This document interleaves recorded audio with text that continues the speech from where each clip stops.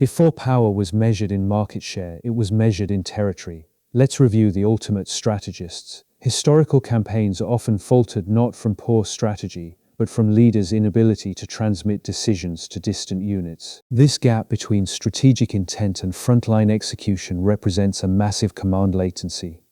When orders take days to arrive, the battlefield reality shifts before the subordinate receives the command. As pre-modern empires expanded, their leadership struggled to maintain authority over vast distances. The physical limitations of messenger systems meant that centralized control became a severe operational bottleneck. Notice the distinction. The core issue is not the quality of the strategic plan. It is the capacity of the communication system to deliver that plan intact to the front line. When information flows slower than the conflict develops, centralized authority collapses.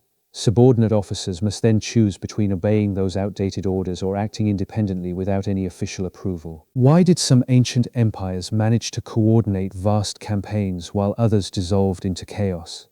The answer lies in how they designed their command communication networks to handle latency. The core problem is that command latency creates a disconnect between decision makers and frontline realities. A plan created in a distant capital assumes conditions that no longer exist. As the strategic narrative travels through multiple layers of intermediaries, it suffers from information distortion. Each messenger or regional governor interprets the orders through their own local perspective. Under these pre-modern conditions, subordinate commanders face a difficult dilemma. If they wait for updated instructions, they lose the initiative and expose their troops to immediate tactical danger. This communication lag is consistent with organizational coordination failure. The authority structure remains rigid, but the flow of information is too slow to support active decision-making under pressure. The observable consequence is a series of conflicting maneuvers. Units operate on outdated assumptions, marching into positions that the central command would have abandoned had they known the current situation. Look at this feedback loop. Slow reports delay command decisions. Delayed decisions arrive too late at the front. Frontline failures force new retreats, and retreats further disrupt the communication lines. To understand this, we must define command latency. It is the time required for a leader's decision to be formulated, transmitted, received, and translated into action by frontline forces. Within this historical context, latency was determined by physical geography. The speed of a horse, the safety of a road, and the clarity of a signal tower defined strategic limits. This physical constraint is consistent with imperial overstretch. As borders expanded, the distance between the sovereign and the border increased, making centralized command progressively less effective and more dangerous. This loss of control was not due to personal weakness, but to administrative limits. A leader could not coordinate actions across thousands of miles without delegating substantial strategic authority. We must distinguish formal command from actual control. A ruler might issue absolute decrees, but the practical execution depended on the speed and reliability of the messengers carrying those decrees. This distinction is crucial when analyzing imperial campaigns. Historians often blame a general's indecisiveness, ignoring the fact that they were operating in a complete information vacuum for weeks. This vacuum encouraged regional commanders to act independently. While independence allowed adaptation, it also threatened imperial unity, as regional generals could use their autonomy to build private power bases. This political risk forced central governments to restrict delegation. Rulers preferred slow, rigid obedience to fast, independent action that could lead to rebellion, even if it meant losing campaigns. This strategic trade-off shaped the structure of ancient organizations. Central leaders sacrificed speed for political safety, creating a system that was structurally vulnerable to fast-moving external threats. The mechanism begins when central command issues a detailed campaign plan. This plan is written down and carried by imperial messengers along paved roads or maritime trade routes. As the messengers travel, weather and terrain introduce unpredictable delays. A sudden storm or blocked mountain pass can turn a 3-day journey into a 2-week delay. By the time the orders reach the army, the adversary has already relocated. The local general is forced to execute a maneuver that is now tactically irrelevant or dangerous. This delay triggers intense cognitive dissonance within the local staff. They must decide whether to follow the sovereign's explicit instructions or adapt to the immediate threat before them. To resolve this conflict, the general often attempts to send a reply requesting clarification. This request starts a new round of communication latency, doubling the delay before action. While the request travels back, the army remains passive, waiting for guidance. The adversary exploits this hesitation, launching an assault while the command system is locked in deliberation. This mechanism shows that centralized authority becomes a major hazard without rapid communication. The structure designed to coordinate power instead coordinates paralysis, leaving the frontline forces highly vulnerable. At the same time, regional governors might exploit this delay to justify inaction. They can claim they never received the orders, using latency as a shield for political disloyalty. This behavior is consistent with administrative fragmentation.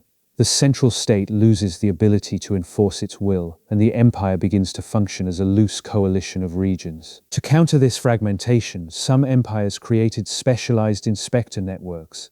These official inspectors traveled with the armies, verifying that imperial decrees were executed without delay or local modification. However, these inspectors also increased administrative friction. Their presence made local commanders hesitant to take any immediate initiative, as any deviation from orders could be reported as treason. This friction reduced operational flexibility even further. Commanders preferred safe failure within the rules to risky success through unauthorized tactical maneuvers, reinforcing the vicious cycle of strategic latency. This organizational dynamic is clearly visible in the surviving records of ancient administrations. The letters between rulers and governors reveal constant complaints about late reports and ignored instructions. By studying these administrative documents, we can trace the limits of historical power. The capacity to command was bounded by the speed of physical travel, not by decree. When those physical limits were eventually reached, the entire command system fractured. The empire either had to decentralize authority, risking rebellion, or maintain central control, risking strategic paralysis. This structural choice was the true constraint of pre-modern leadership. Imperial rulers could not escape the painful trade-off between political security and strategic responsiveness in their organizational design. Additionally, our analysis of ancient command has serious limitations. The surviving written sources often prioritize the perspective of the central court, leaving frontline operational logs almost entirely undocumented. One key distinction is between strategic signaling and tactical execution. While a central leader could coordinate grand movements, the local officers still decided the immediate layout of troops. We must also note that decentralized communication could lead to political instability. When regional commanders acted independently, they often challenged the legitimacy of the central sovereign's authority directly. However, historical campaigns like the Roman response to sudden frontier incursions provide a validating case. The delay in imperial response allowed invaders to secure territory before legion commands arrived. By defining these boundaries, we clarify our focus. We are examining how communication limits constrained leadership effectiveness, rather than claiming that information flow was the only factor in history. This brings us back to our opening question of why brilliant strategies failed at the front. The answer lies in the structural friction of physical order transmission systems. The communication gap prevented central leaders from adjusting to dynamic tactical shifts. Their plans were obsolete before the messengers reached the actual generals tasked with executing those maneuvers. By recognizing this mechanism, we can see that pre-modern authority was highly localized. The formal hierarchy of empire was constantly negotiated with the practical autonomy of frontier commanders. This insight allows us to analyze historical campaigns with greater objectivity. We focus on the transmission networks rather than assuming that victory was determined solely by individual leadership. Rather than treating ancient commands as modern organizations, we study their physical limits. We check if the strategy was designed with communication latency in mind or ignored it. Notice the distinction. We are not dismissing the strategic intent of rulers, but highlighting how the physical medium of transmission altered the execution and outcomes of their decisions. When a command system failed to account for distance, it became a source of vulnerability. The army was left to operate on guesses while central leaders remained isolated. By studying this narrative history, we learn to evaluate authority through its infrastructure. We observe the limits of decree without matching communication systems, maintaining our strict analytical focus. Target the organizational mechanism, not the leader's myth. The goal is to understand how physical constraints shaped the structure of command and the survival of entire historical states. In practice, we can evaluate historical commands by mapping their signaling routes. Analyzing these paths reveals the actual physical limits of their strategic coordination and control. We can also study the degree of autonomy granted to local officers.